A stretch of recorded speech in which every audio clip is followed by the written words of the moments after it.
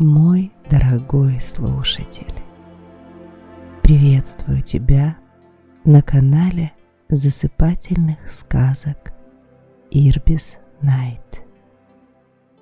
Я знаю, что именно сейчас тебе так хочется остановиться, предаться расслаблению и отдохнуть.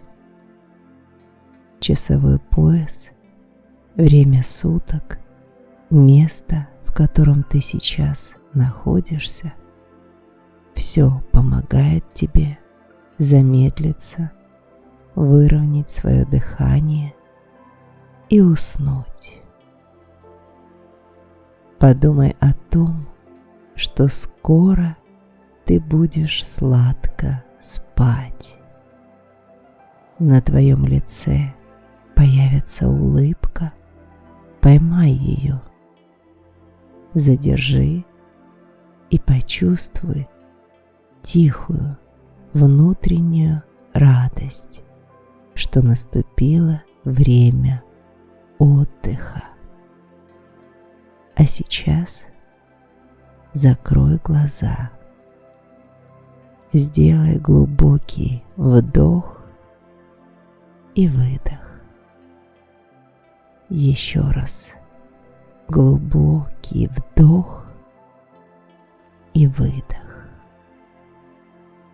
Твое дыхание ровное и спокойное, а тело мягкое и расслабленное.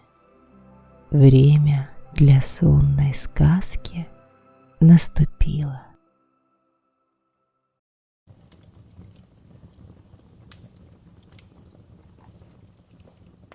Жили-были три брата. Отправились они однажды по свету бродить, лучшей доли поискать. Тут поживут, там поработают, а как дела начинают похоже идти, тотчас в другое место перебираются. Вот так шли они как-то, сами толком не зная куда. Устали и сели отдохнуть в тени под деревом.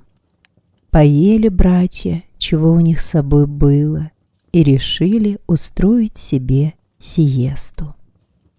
Два старших мигом уснули, а к младшему сон все никак не идет. Лежит он и о чем-то думает, а о чем сам сказать не может. Стал он по сторонам поглядывать и увидал невдалеке склон горы. По склону ручей бежит, а вокруг огромные валуны, словно кто разбросал. Захотелось парню вдруг на те камни поближе взглянуть. Дошел он до самого большого валуна, а на нем надпись: «Кто меня перевернет, тот подо мной свое счастье найдет». А надо сказать, что из трех братьев только младший читать да писать умел. Вот прочитал он надпись и попробовал валун с места сдвинуть. Да куда там? Разбудил он братьев и зовет на помощь. Не хотелось им за это дело браться, да очень уж их младший брат уговаривал. Долго они втроем трудились, много дней прошло, пока перевернули братья камень, и открылась под ним большая яма, такая глубокая, что казалось, нет у нее дна. Досада взяла братьев. Зачем мы только, брат, тебя послушали? Сколько сил потратили, а какая нам от этого польза? «Погодите», — отвечает младший брат, — «раз взялись за дело, надо его до конца довести». Очень хотелось младшему брату разузнать, что там на дне ямы крылось. Стали братья резать из кож полосы. Те полосы меж собой связывать, да длинное-предлинное лассо делать. Вбили вокруг ямы в землю колья, положили поперечину и закрепили на ней лассо, а к другому концу привязали кожаную бадью, чтобы мог в ней человек уместиться, и решили в этой бадье вниз по очереди спускаться. А договорились они так: как захочется тому, кто вниз полезет, обратно подняться, пусть только дернет за лассо, братья его и вытащат. Вот залез в бадью старший брат, и стали его вниз спускать. Уж достиг он большой глубины, как вдруг почувствовал, что сделался воздух вокруг него таким горячим, словно в печке. Испугался парень и ну за лассо дергать, чтоб поскорее его наверх вытянули. Очутился наверху и рассказал братьям все, как было. Залез в бадью средний брат, и начали его вниз спускать. Добрался он до того места, где адская жара стояла, да сумел вытерпеть и стал дальше спускаться. Вдруг почувствовал он, что сделалось вокруг так холодно, точно в могиле. Испугался и давай за лассо дергать. Подняли его братья наверх, он им и рассказал, что сумел вытерпеть жару страшную, а против холода могильного не устоял. Настал черед младшего брата вниз лезть, того, что валун отыскал и надпись на нем прочитал. А был он человеком очень храбрым да упрямым. Вот сел он в бадью, и принялись его братья в яму спускать. Достиг он того места, где было жарко, как в печке, сумел стерпеть. Потом оказался там, где холод до костей пробирал. Не испугался. Наконец, почувствовал он под ногами твердую землю и понял, что добрался до самого дна пещеры. Дал он братьям знать, чтоб подождали, и из бадьи вылез. А кругом темно, хоть глаз выколи. Стал парень вокруг себя землю ощупывать и сразу на какие-то мешки наткнулся. Взял один мешок, развязал, а там золотых и серебряных монет полным-полно. Бросил он один мешок в бадью и за веревку дернул, чтоб братья ее наверх поднимали. Вытащили братья мешок с деньгами, и при виде такого богатства чуть с ума от счастья не сошли. Послали они снова бадью вниз, а младший брат отправил им еще один мешок. Получили те, что были наверху, второй мешок. Достали судить меж собой. Если снова кожаную бадью вниз опустить, младший брат из пещеры выберется и отнимет у них один мешок. И сговорились они не опускать больше вниз бадью и оставить младшего брата под землей. Тогда достанется каждому из них по целому мешку денег. Как решили, так и сделали. Взяли братья по мешку и разошлись в разные стороны. А младший-то ждал, пока за ним бадью опустят, да не дождался, и понял, что обманули его братья. Стал он думать, как дальше быть, и решил пойти поглядеть, нет ли из подземной пещеры какого выхода. Вот идет он, идет, и вдруг видит вдалеке, словно лучик света пробивается. А откуда, понять нельзя. Пошел парень дальше, на тот лучик глядя, и понял, что свет-то виден с другой стороны земли. Наконец выбрался он наружу и очутился на зеленом лугу. Под ногами трава шумит, над головой яркое солнце светит. Смотрит, неподалеку дом красивый стоит, а на лугу козочка прыгает да резвится. Заметила незнакомца и мигом в дом убежала. Парень за ней, а в доме-то, кроме козочки, никого. Захотелось ему есть, и вышел он в прекрасный сад, что вокруг дома раскинулся. Увидал посреди сада грушу, увешанную чудесными плодами, и только собрался сорвать себе несколько, только дотронулся до дерева, как услыхал чей-то голос: «Не тронь, они не твои». Огляделся парень по сторонам, никого не увидел, и снова за грушами потянулся. Тут опять тот же голос раздался: «Не тронь, они не твои». Подбежала к нему козочка и спрашивает, зачем он ее груши рвет. Парень объяснил, что уж много времени не было у него во рту ни крошки. Тогда козочка повела его в дом, и невидимые руки тут же стали ему прислуживать. Стол накрыли и всякой чудесной едой уставили. Наелся он до отвала. Спустя какое-то время снова явилась козочка и говорит: «Помоги мне, добрый человек, заколдовала меня злая ведьма, и чары с меня может снять только тот, кто ничего не боится и слово свое крепкое держать умеет. Снимешь с меня заклятие, дам тебе все, что только пожелаешь». «Ладно», — ответил он, — «все для тебя сделаю». А козочка и рассказала, что нужно ему 3 ночи в темной комнате суметь продержаться. Будут туда каждую ночь черти прилетать, да с ним играть и его мучить. А он должен лицом вниз посреди комнаты лежать, головы не поднимать и голоса не подавать. Поставит козочка в каждом углу той комнаты по умывальному тазу с водой.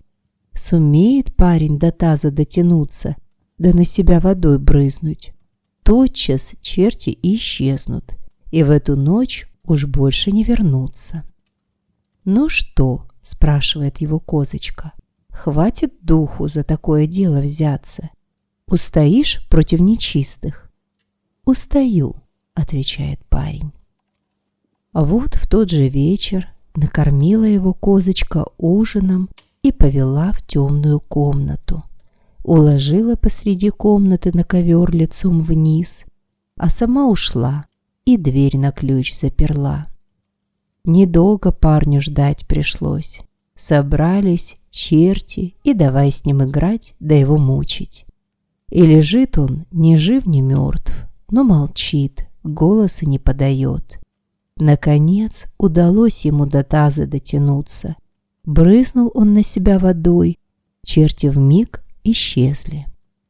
Проспал парень остаток ночи спокойно, никто его больше не тревожил. А утром явилась за ним козочка. Видит он, уже она с головы до плеч в девушку превратилась, а ниже-то все у нее еще как у козочки осталось. На вторую ночь повела его опять козочка в темную комнату и одного там оставила. Явились нечистые, и ну его мучить, да с ним играть. Еле парень устоял, да все же дотянулся до таза и брызнул на себя водой. Тотчас все исчезли и убрались. Заснул он и проспал до утра спокойным сном. Разбудила его на рассвете козочка, а уж она обернулась девушкой с головы до пояса. Пришла 3-я ночь. Сумел парень и ее в темной комнате провести. Сколько нечистые его не мучили, не проронил ни слова, дотянулся до воды и прогнал их. Проспал он до зари, а поутру явилась прекрасная девушка, и от козочки в ней уж ничего не осталось. спали с нее злые чары, и превратилась она в такую красавицу, что другой такой на всем свете не сыщешь. «Сумел ты меня спасти, рискуя своей жизнью», — говорит она парню. «Теперь я за тебя замуж выйду. Приедут сейчас за мной отец с матерью в роскошной карете. С ними гостей, видимо-невидимо. Устроят они богатый праздник, заиграет повсюду музыка. Только ты смотри, чтоб тебя сон не сморил. Заснешь — потеряешь меня. А сыскать трудно будет, придется тебе идти к 3 зеленым дымкам. Я там тебя ожидать буду». И дала ему девушка волшебную салфетку, кольцо и платок, да сказала: «Как захочешь есть, расстели салфетку, как захочешь меня увидеть, достань кольцо. А коли понадобится тебе вмиг в другое место попасть, взмахни платком». Тут раздался шум, подкатили к дому коляски да кареты. Вышли из них родители девушки, а с ними много гостей да слуг. Начался пышный праздник. Заиграла повсюду музыка, все веселятся, радуются, что с девушки наконец заклятие спало. Вот под эти-то шум да разговоры и заснул парень мертвым сном. Долго он, видно, проспал, открыл глаза, кругом ни души. Остался он один-одинешенек. И никак вспомнить не может, что же с ним приключилось. Только и знает, что велела ему какая-то красивая девушка искать ее у 3 зеленых дымков. «Куда же мне идти? Где отыскать это место?» — спрашивает сам себя парень. Вышел на дорогу, увидал следы от карет и колясок и пошел в ту сторону, куда они уехали. День идет, 2, 3, никто ему по пути не попадается, не у кого разузнать, где находятся 3 зеленых дымка. Вдруг видит парень, сидит на дереве филин. Его и спрашивает: «Эй, приятель, не знаешь ли, где мне дорогу найти к 3 зеленым дымкам?» «Сам-то я не слыхал про такое место», — отвечает филин. «Да, может, кто из моих родичей дорогу туда знает? Сделай милость, спроси у них». Крикнул филин во всю силу, и слетелись к нему тотчас филины со всего света. Стал он расспрашивать, не знает ли кто, как найти 3 зеленых дымка, но никто ответить ему не сумел. Попрощался парень с филином, поблагодарил и пошел дальше. А навстречу ему гриф летит. Спрашивает его парень: «Эй, приятель, не знаешь ли, где мне отыскать 3 зеленых дымка?» «Сам-то я не слыхал про такое место», — отвечает гриф.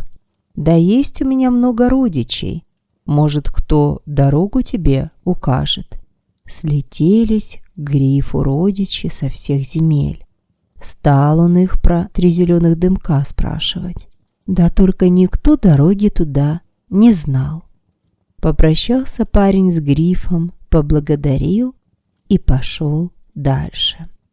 Повстречался ему по пути орел, но и он не знал, где найти 3 зеленых дымка.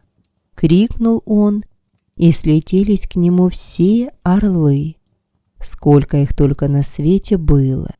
Лишь один, самый старый, не явился. Стал просить орел родичей парню помочь, научить его, как до 3 зеленых дымков дойти. Да никто эту загадку разгадать не мог. Вот орел ему и говорит: «Ну, приятель, не знаю, как тебе помочь. Никто из моих родичей дороги туда не знает. Не явился ко мне только самый старый орел. А уж если и он об этом месте не слыхал, то точно никто о нем не ведает. Вдруг увидели они, как по небу к ним какая-то точка приближается. Стала точка расти да увеличиваться, и опустился на землю самый старый орел. Не под силу уж ему было быстро лететь, потому и опоздал. Спросили и его, не бывал ли он когда у 3 зеленых дымков. «Как не бывать?» — отвечает старый орел. «Да я как раз и лечу оттуда. Там нынче выходит замуж самая красивая девушка на свете. А я на высоком дереве сидел да ждал. Очень мне хотелось на богатую свадьбу поглядеть. Только потому сюда и прилетел, что не мог на зов нашего царя не явиться». Стал парень старого орла просить: «Отнеси меня, пожалуйста, туда поскорее. Очень мне нужно на ту свадьбу поспеть. Я заплачу тебе, сколько запросишь».